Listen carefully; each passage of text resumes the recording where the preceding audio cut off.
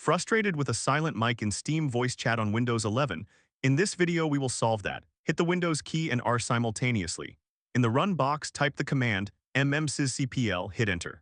This immediately opens the classic sound control panel window, bypassing the convoluted new settings. Inside the sound control panel, click the recording tab at the top. You need to identify your main microphone, the one showing a fluctuating green volume bar when you speak. Right-click on that active microphone and select Properties.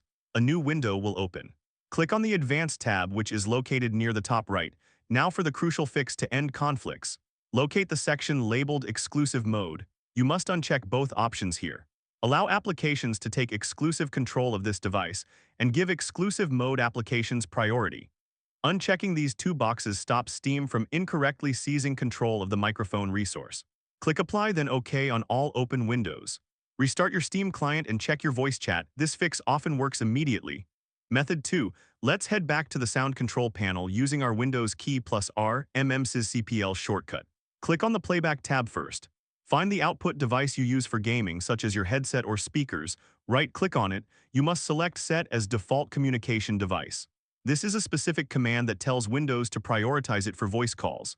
Next, click the Recording tab, find your microphone, right-click it and again select Set as Default Communication Device. You will now see a distinct small green telephone icon appear next to your mic.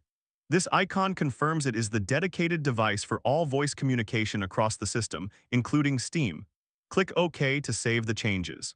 Close the sound panel, then open your Steam settings. Navigate to the voice section. Verify your newly designated default communication device is selected as the input device. Close and relaunch Steam for the full fix to apply. Like and subscribe.